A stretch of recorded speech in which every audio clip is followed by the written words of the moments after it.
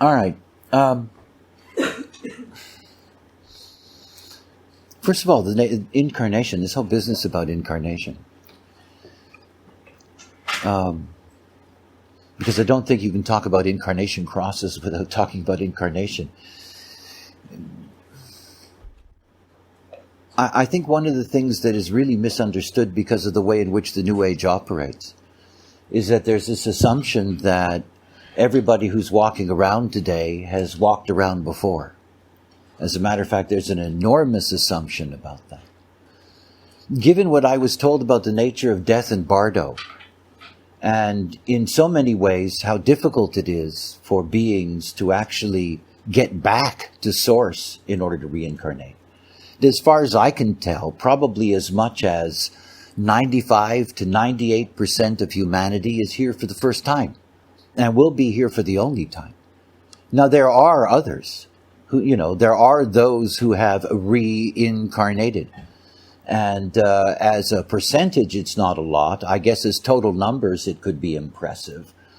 But I think it's one of the things to grasp about understanding what it means to incarnate on this plane.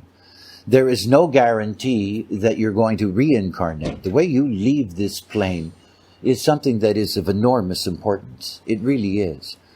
I've spent quite a bit of time over the years. Thanks, G. I spent quite a bit of time over the years dealing with this subject of leaving the body. And it is a mechanism that's important to grasp in this whole concept of incarnation. First thing to understand about the nature of our design is that we're made up of these three components: personality crystal, design crystal, and the magnetic monopole. Now, the magnetic monopole and the design crystal are together from the beginning. It is what makes this vehicle that we reside in, gives it its life.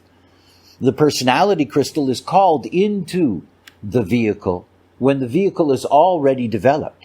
It's called in when the brain pan and the whole brain system is already structured. In other words, the personality is an outsider. At the moment of biological death, what happens is that your design crystal that sits up here in the ajna center, it goes down into the magnetic monopole. The two of them go back together the way they've always been. In essence, the monopole has a position for the design crystal. They literally fit in together. And they leave the body. They go straight down and out through the root center, and they go back down to the crystal bundle. You're left with a personality crystal that is hovering over a piece of meat, without being too crude, but it's true. There's no life left in it. What is left in it is electrical charges in the brain system. It's on those electrical charges that remain in the brain system that what we call Bardo stages take place. The personality crystal taps into the final resources of the brain, and in such we have what is commonly known as, these transitional experiences. People who have come back from the dead in operations, and all these things. The tunnel, the light, the people that are there to wait for you, all this kind of stuff. It's all inherent in the Bardo structure.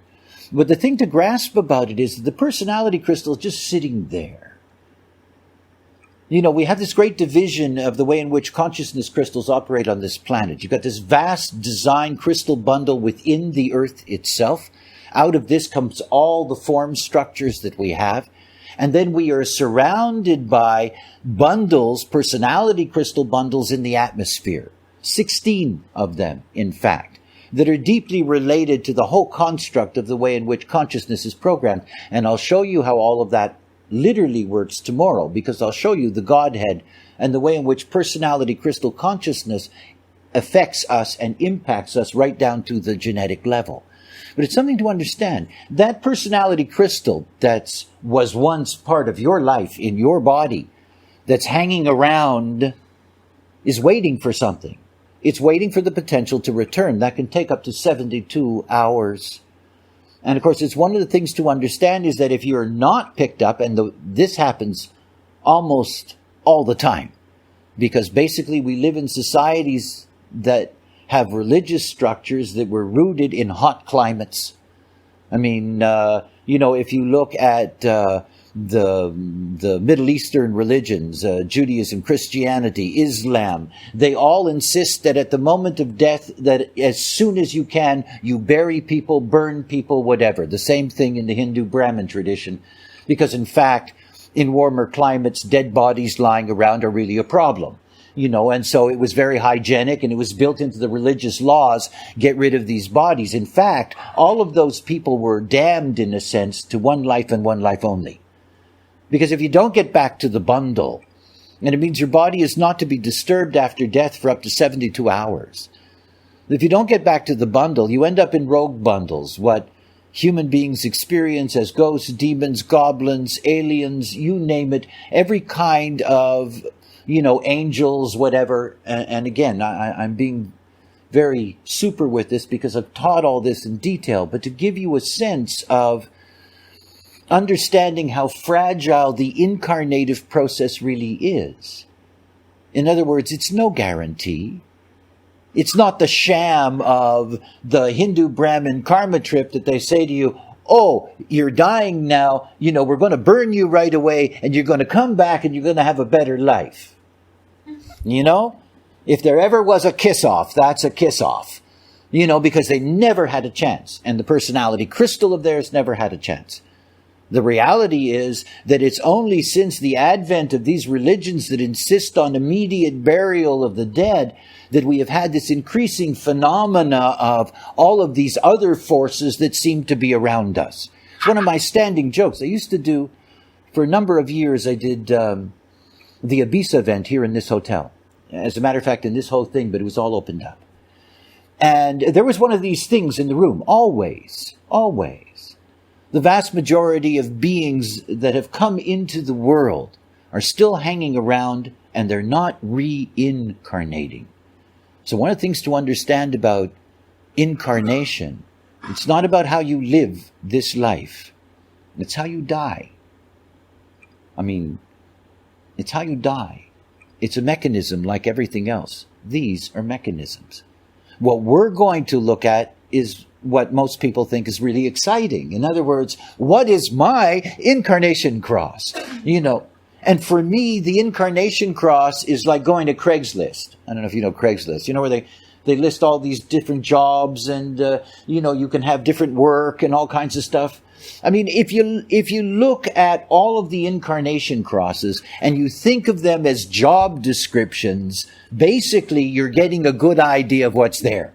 Because they're job descriptions. We don't know what to do.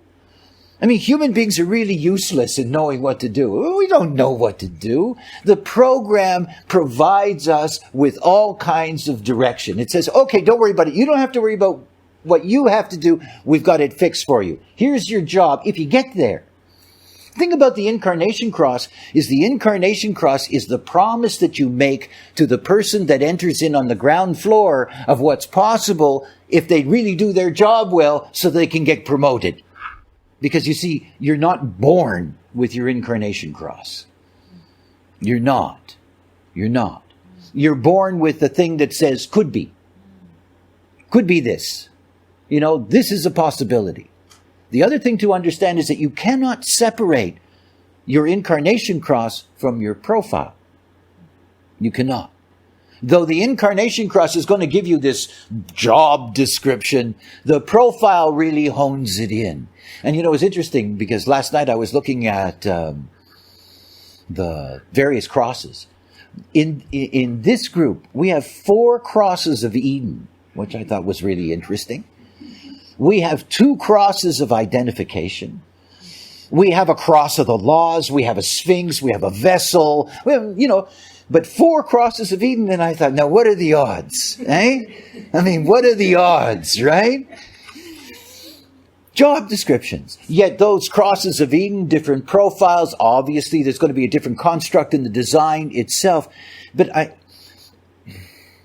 think one of the things that gets people excited about the Incarnation Cross is the tendency to get a mystical feeling about it. Like it is this thing. I want you to see it as really ordinary in the sense of, it is a genetic prediction that's possible based on your material when you come into the world. It says, hey, you could really be that. I mean, I know I was born a clarion. Clarion comes from the Middle Ages. These were people that came into villages, they blew a horn, and they told people the news, usually gossip, but that's what they did. Eh? Okay, that's a clarion. As a matter of fact, when you translate my name, Ra, into Chinese, I'm Mr. Horn, because there's no equivalent, so they went with clarion. I was never a clarion. I mean, it's nice that I was born a clarion. I mean, and I'm not the only one. There's millions and millions of us out there who are clarions. It's something that happened. It's something that suddenly I realized this is what happens. But it's not something you're born with. It's something that's possible. And it's a possibility that is there to be fully and absolutely left alone. Human beings love to interfere. Hey, this is what we do with our minds. The minute we've got something, we start cranking through it, and all we want to do is interfere. And we want to interfere positively. I'm going to do it this way, and I'm going to be this. If you want to live out your cross, you have to wait to notice it.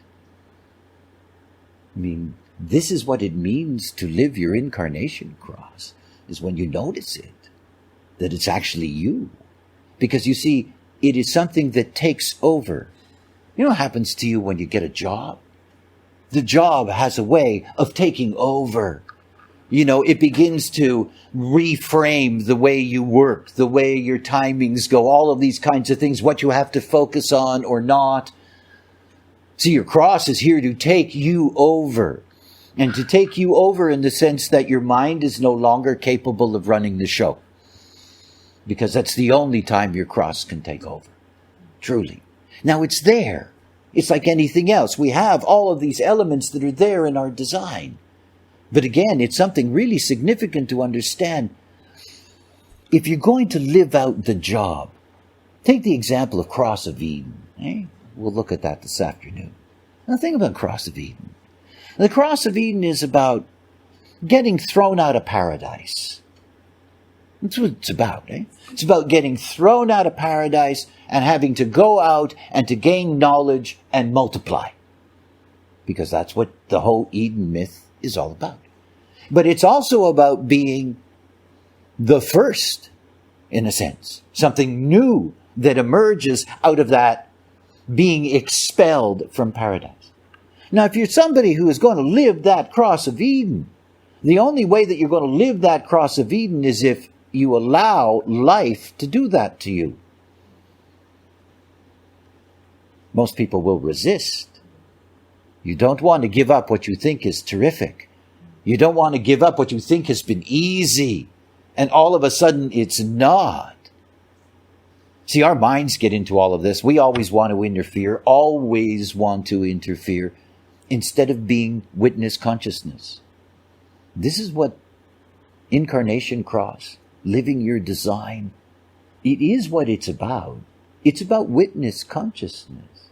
And you see, one of the dilemmas is that when you start this process in design, the person that you think you are is not the person that you can be. It isn't.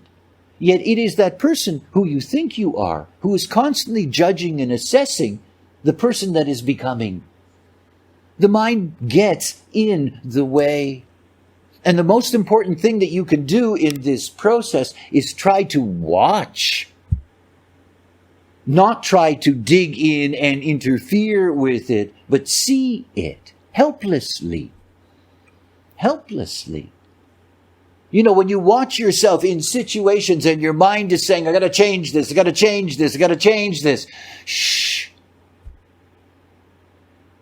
See what happens. There is this assumption that we need our minds to control everything. It's just a formula. It's a formula like all the other formulas. And the only way that you're truly going to be able to live who you are is to allow who you are to live. I mean, that's the trick. You allow it to emerge. And then you begin to get these glimpses of what is possible on this cross, because the cross represents the framework of your purpose. And purpose is something that's not sexy until you actually realize it's possible. It isn't. Purpose without possibility is painful. There's so many people who dream of having some purpose, and there is no purpose for them, and it's deeply draining. Because they're trying to find some kind of homogenized purpose, some kind of role out there that says that they're of value, instead of living out the role that they were given that's inherent in them.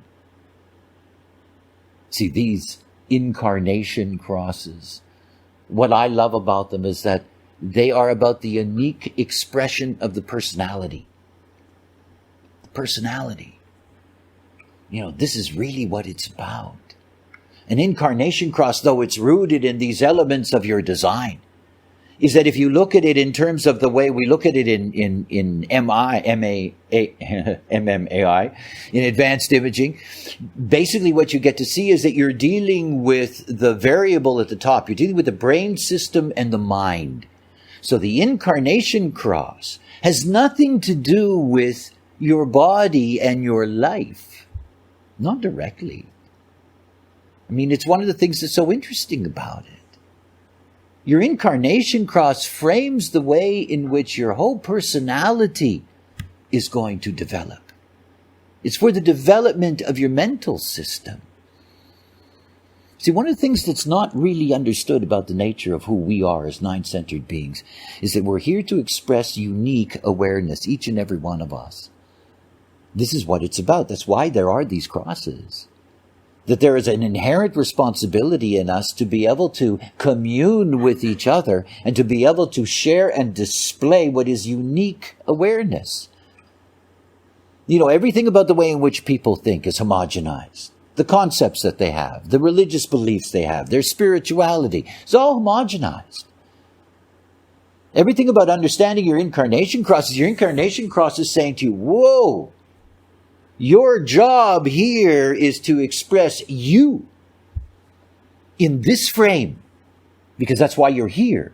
And as you'll see tomorrow when I take you through the Godhead, on your cross, you are a voice of consciousness. You're a representative of a thematic of consciousness that goes back millennia and millennia and millennia. It's about how we express ourselves. It's not my body in that sense that's the clarion. The clarion arises out of my consciousness. When you're looking at an incarnation cross, you're looking at the sun-earths. You're not looking at the life itself. You're not looking at the nodes. You're not looking at what we have to go through in these forms. That's why you can never get to your cross if you're stuck in your body. If you're fighting with it. If you haven't already surrendered to it and allow it to make the decisions for you. Because you see, your cross is there to frame the way in which your mind reveals your truth and how powerful that can be. Okay, let's talk about mechanics. Because I think for a lot of people, how these crosses work. First thing is that when we're dealing with incarnation crosses, we're really dealing with three kinds. We're dealing with right angle crosses who have personal destiny. We have juxtaposition crosses who have fixed fate. And then we have left angle crosses who have transpersonal karma. Now you notice in that language we have these three commonly used terms. That is destiny in its relationship to the right angle, fate to the juxtaposition, and transpersonal karma to the left angle. Within the context of design, this is about geometry.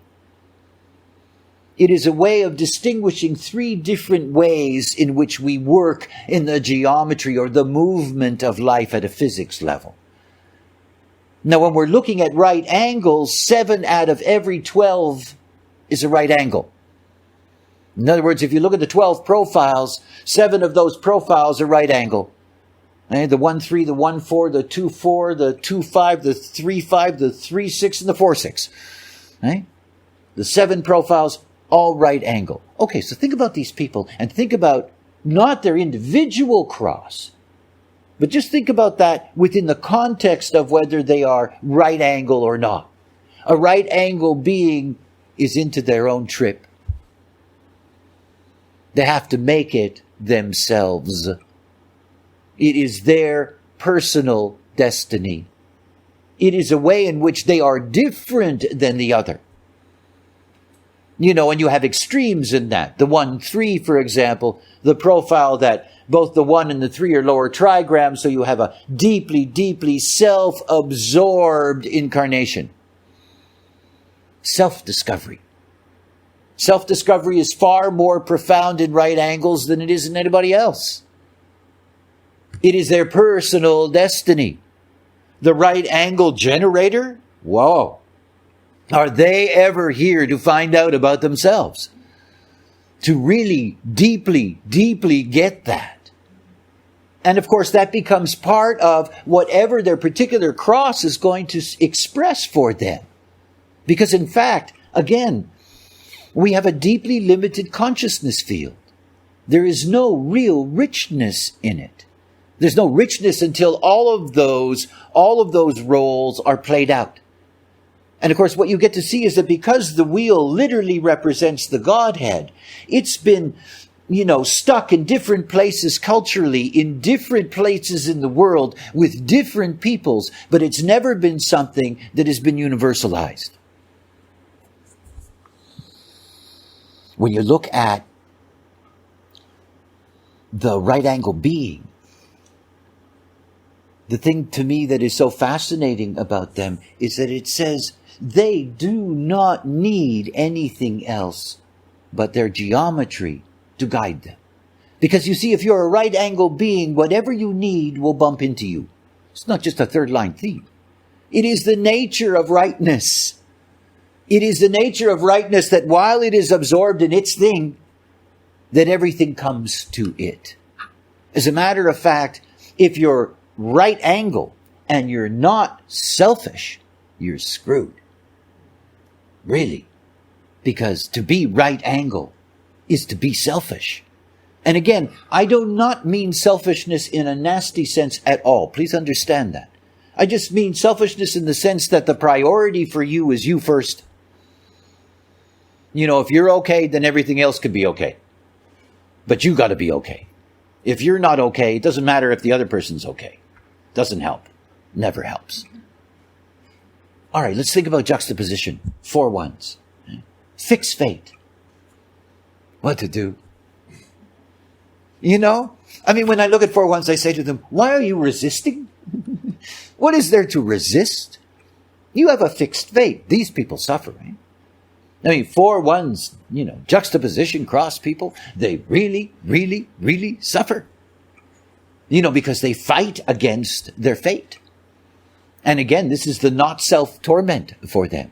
And it all goes back to the same things. You have to surrender in this life, not to what your Sun Earth is all about.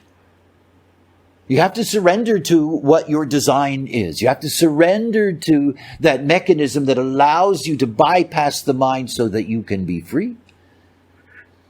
If you're a 4-1 and you do not just sit back and watch, you're really going to be in pain.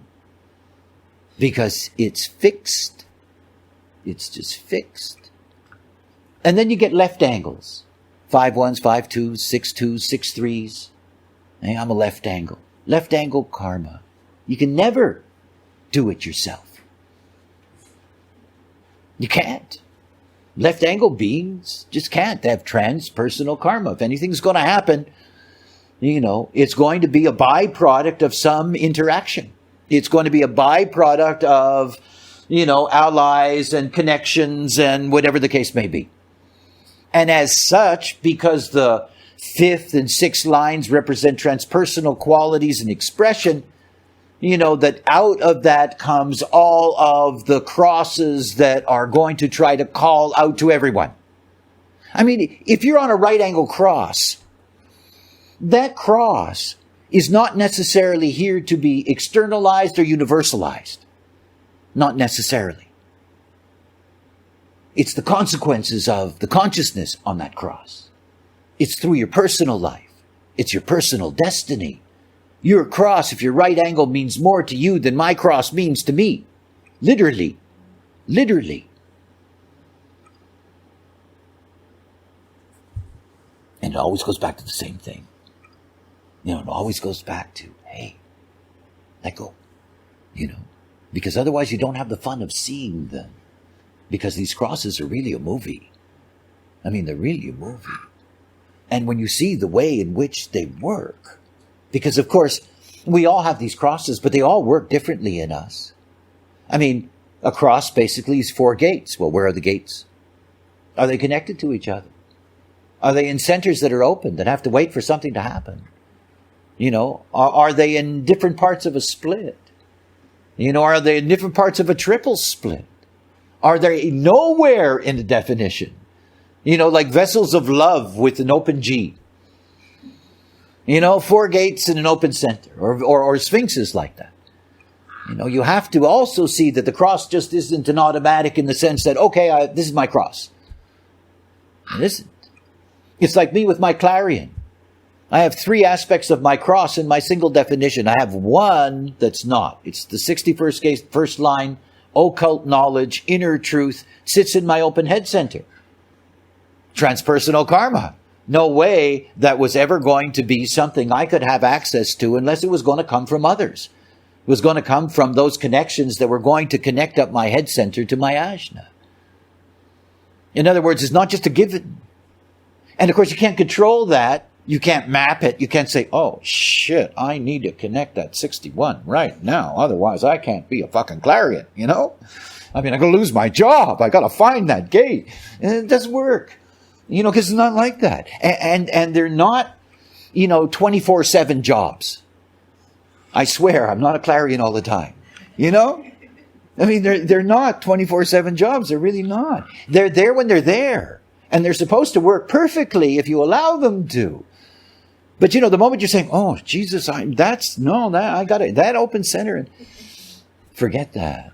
Because all it's saying to you is that, you're temporarily unemployed until something happens to that center. And you can enjoy the vacation from your job until that moment.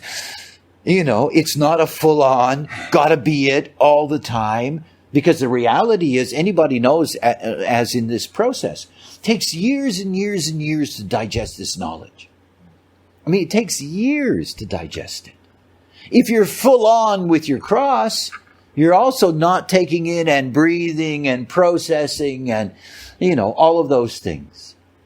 It is not by some kind of bizarre accident of evolution that most of us don't have integrated crosses in our designs. We don't. Because ultimately the fulfillment of our cross is the expression of our consciousness in our relationship with the other. And so many crosses just simply demand it. You can't express your cross until, you're with me, that kind of thing where, that's literally the way it can work. The other thing is the timetable. Some crosses operate on fixed timetables. All I need is either the 24th gate or the 63rd gate to integrate my 61 in my definition. Now, if I watch the moon, I have clarion moments twice a month just from the moon, that integrates the aspects of the chart. And it's something to see that all of these things, because of the complexity of them, it's not about you getting into your head and saying, okay, this is the way it's got to be. This is the way it's going to work. Because you don't know. It's the thing that I find so beautiful about awareness is that you don't know. You have to wait and see. It's the seeing that's so incredible. It's seeing what happens that makes it so perfect to be here on this plane. Because if you're in the trap and you're stuck in the not self, this is a terrible world.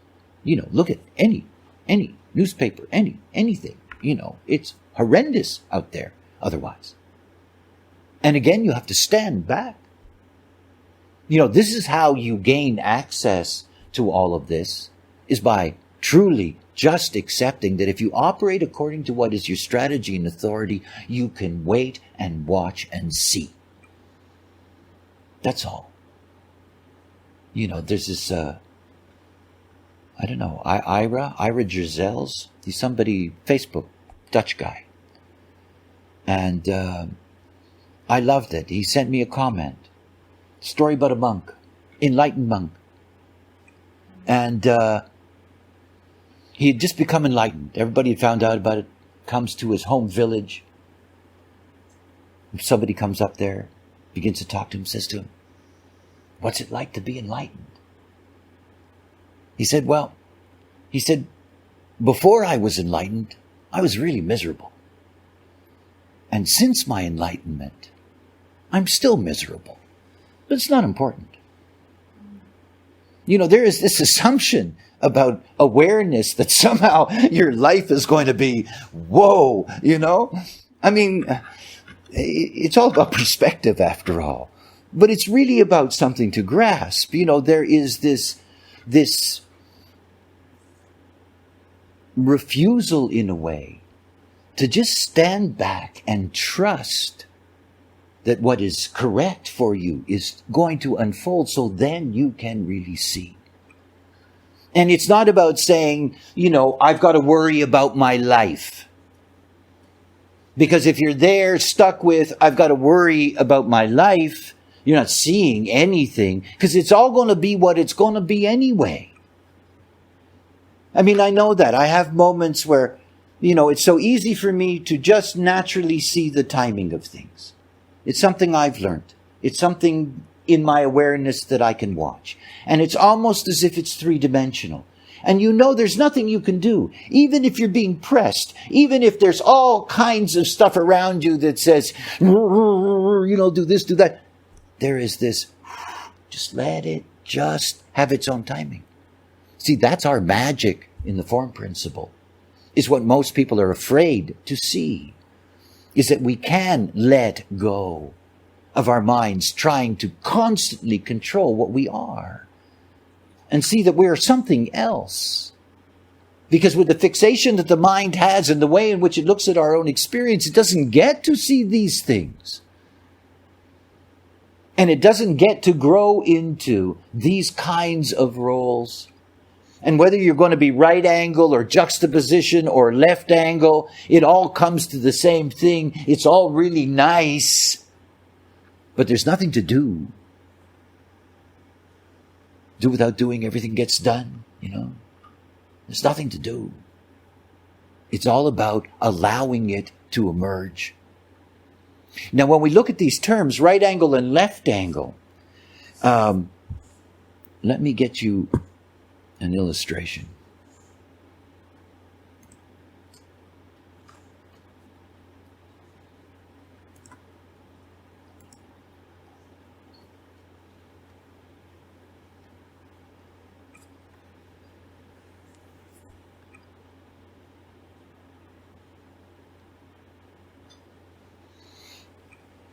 Okay, if you look here at this chart, this is a cross of the vessel of love. And you can see down here the sun is in the 15th gate. This chart was made on the solstice, so I think it was made on around the 22nd of the month, this month. So here you have the sun in the 15th gate, and obviously the earth at the other end of the 10. And then, of course, you have the design information. Now, remember something that's fascinating about the whole thing about design calculation. I remember when I started here in Ibiza, it was one of the first things that people naturally said to me. How come there's this other calculation? And why is this calculation 88 degrees of the sun?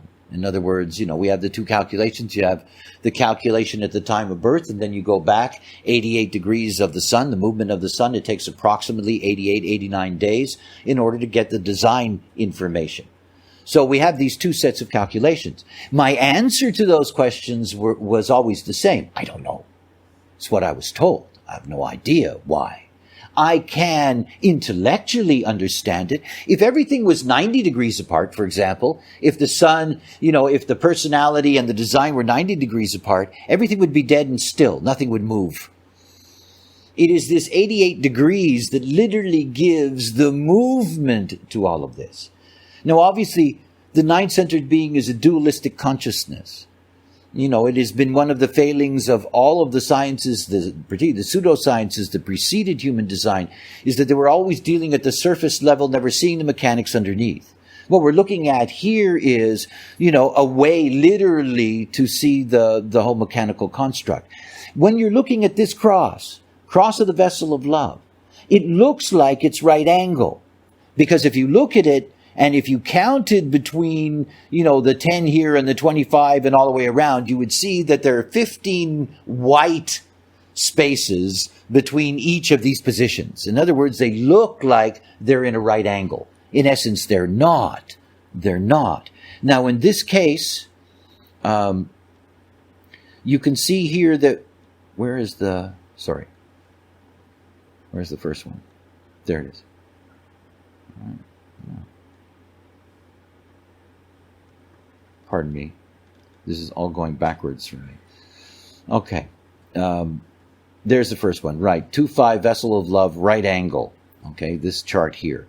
And you can see that. The next chart, you can see the movement. Again, the personality has moved into the 4, but underneath, the hexagram has changed because of the 88 degrees.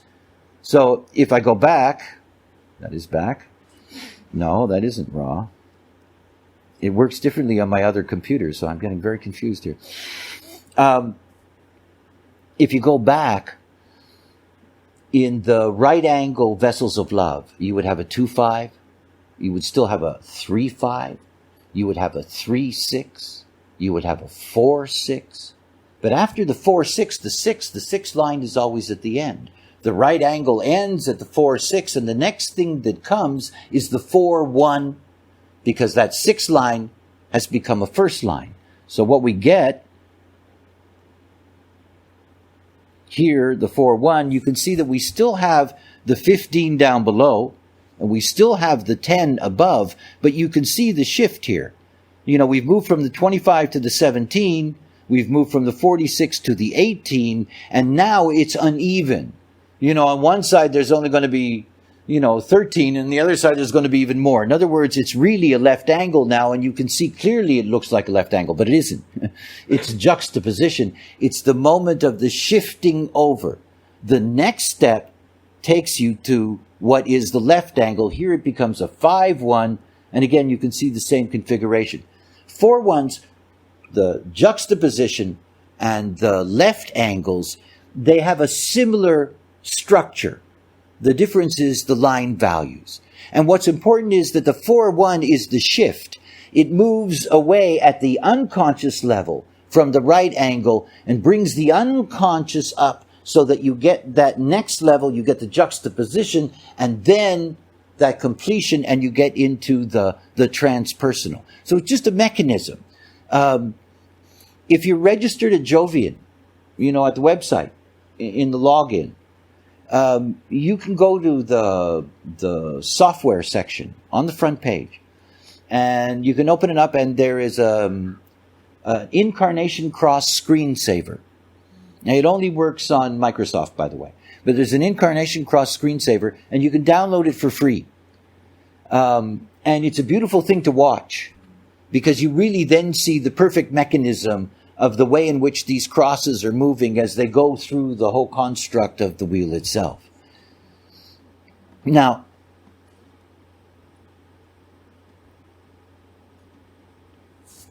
let's go back to getting something about the way in which the placement of your cross operates, and also about understanding the dominance that's there in your cross. First thing to understand about your cross, here we're dealing with a vessel of love, and you can see the gates of the cross are all in the G center. Only the vessel of love and the Sphinx, we have 2 here in the group, they're the only 2 crosses in which all 4 arms are in one center. So it is, it's really an extreme in that sense. So here, looking at this particular case of the vessel of love, if we look at the cross itself, in this particular being, you can see that it's integrated. That is, It goes down to the ego through the channel of initiation and goes up through this 4521. Here's somebody whose cross is constantly an aspect of their design. I mean, it's constantly an aspect of the way in which they express themselves. It is always, in that sense, present in them. Remember, you're going to have various levels in which you're going to be demanded by the program to do your job, which is your cross job. So if you're somebody in which the elements of your cross are really spread out, in fact, you've been given less responsibility, if you want to see it that way. In other words, it's sort of like you don't have to do it all the time. You know, there's only certain situations where we really need this kind of input. Okay. So, you know, if your cross of demands, it would be really nice from my perspective. It's just really spread out in the chart, you know, so you don't always have to be so forth and so on, my sense of humor. Anyway, it does make a difference though. I mean, if you're somebody like this, it's like full on, you know, full on vessel all the time. Full on manifesting love, you know, manifesting love while being in control. Can you imagine? Here's a 4521, hey, you know, I'm going to force you to see this love and enjoy this love and so forth and so on. See, I won't make fun of you like that.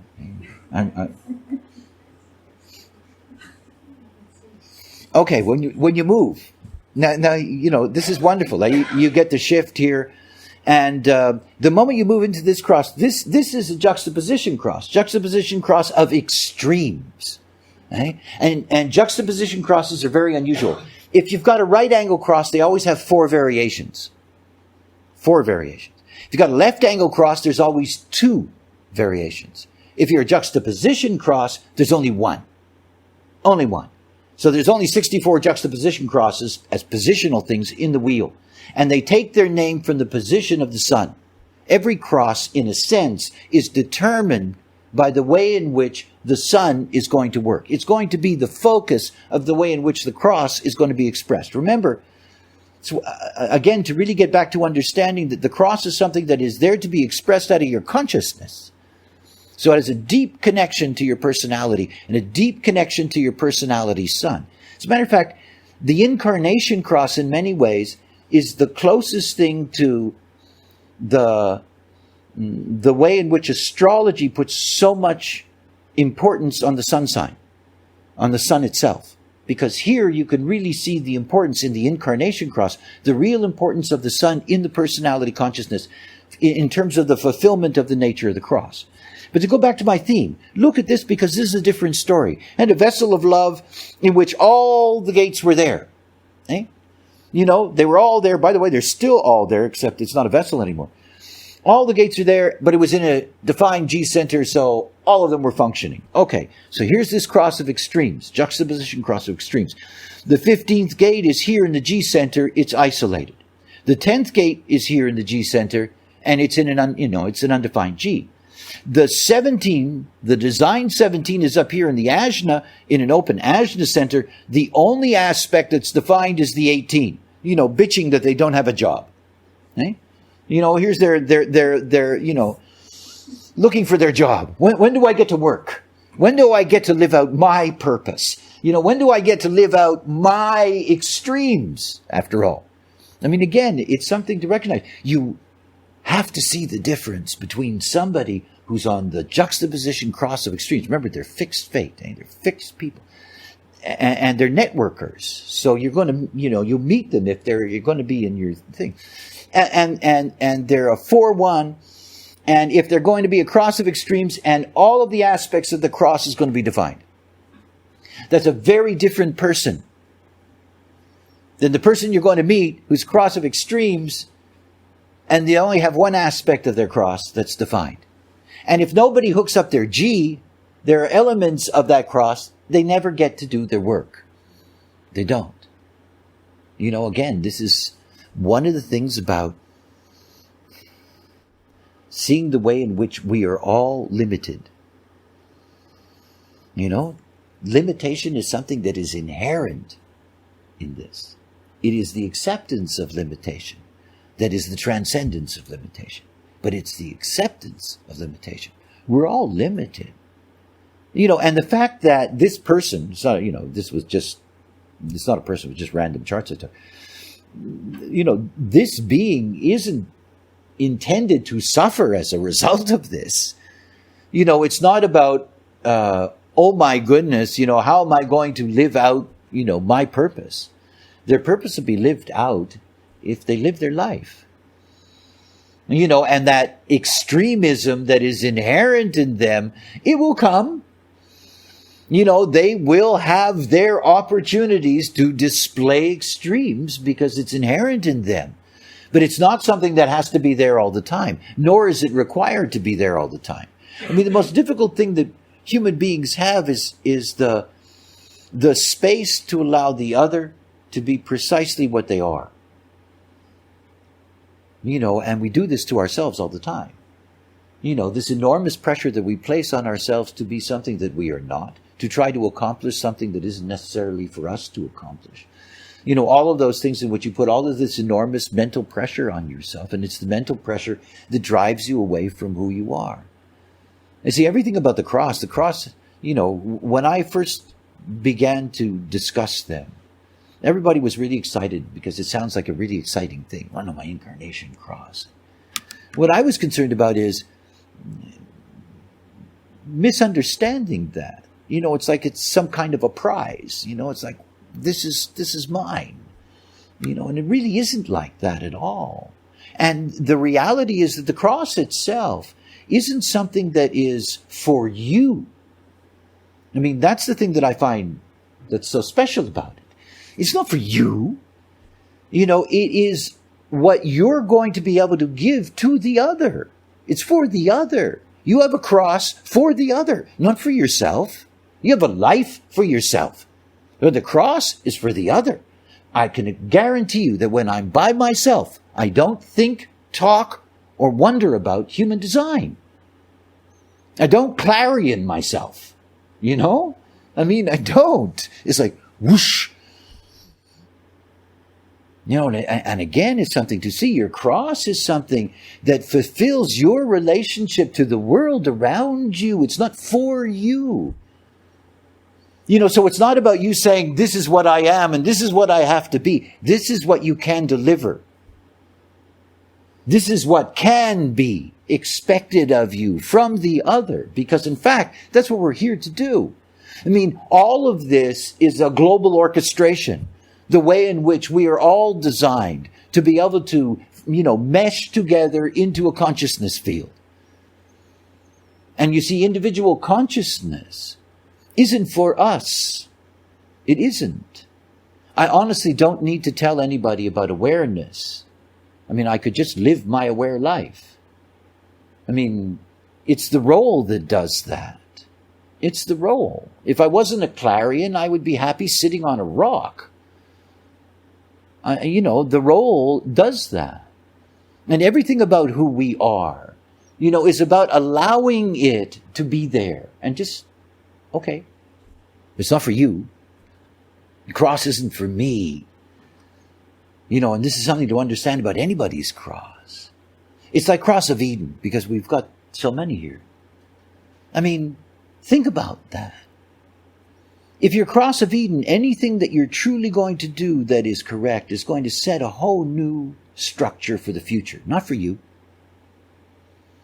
If you think about that myth to go out and gain knowledge and multiply, that was 14,000 years ago? It's a long trip, and now we can all say, thank you very much. Hey, that was great of you back there to do that. Thank you for starting us off in this new way. This whole vanity that we have, that all of these things are for us in that sense, and it's not. That's one of the things that makes Incarnation Cross different, is that it's the way in which you connect to the totality of the consciousness field.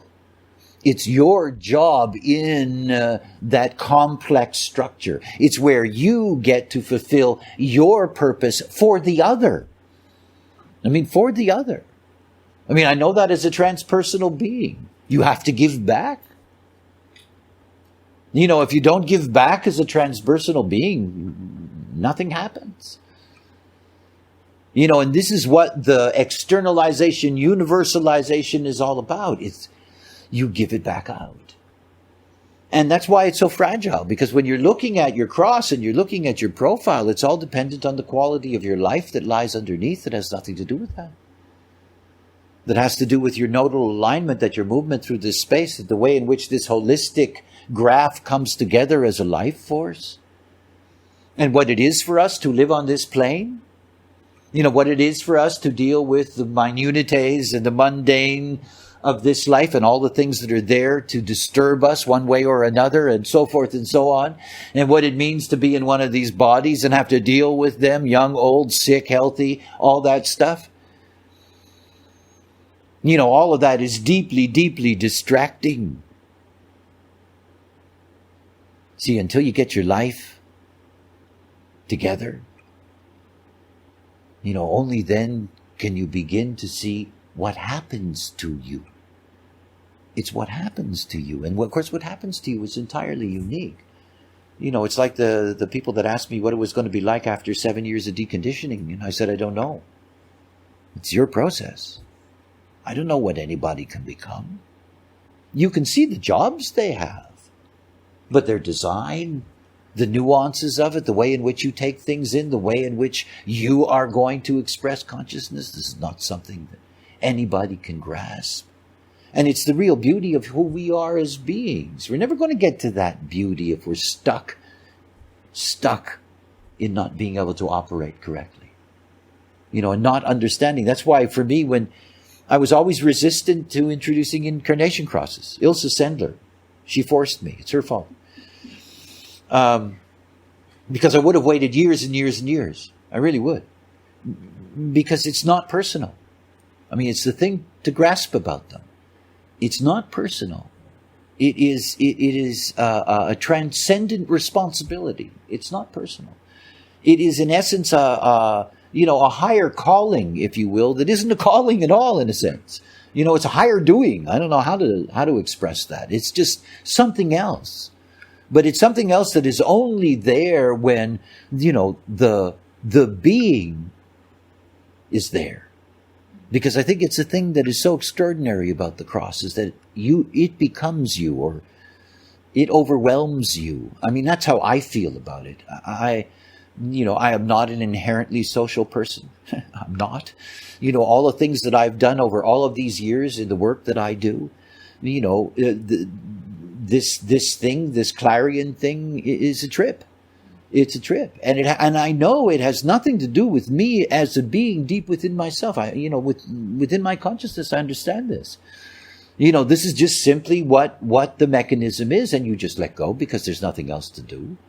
Because you cannot control it. Once you've let go, your life will take over. That's what's so wonderful. It will take over. And it's not about, riding your life with your foot on the brakes. Take your foot off the brake. Just let go. Because then you get to see that once you get through the personal stuff, because the personal stuff is a real load, finally the veil drops and you see. And when you begin to see, everybody has a role. Seers are not allowed not to have a role. It's what we need to elevate the consciousness on this planet. Look at it. It needs to be elevated, And you only get to that place where you yourself, are not an expression of some kind of hypocrisy, but are the essence of what you are. Out of that, all of this flows. But at the same time, you also have to see, they're just gates in your design. They're in certain places. And how they're integrated, the way in which they operate, tells another story. When I'll go through this afternoon, I will go through your crosses twice in this clinic. Okay? This afternoon, I will give you a basic, just based on the cross structure itself. And tomorrow, I will put that in context with the consciousness field and the nuances in your design. So you'll get two levels of cross analysis in this. Let's have a break. Let's do that.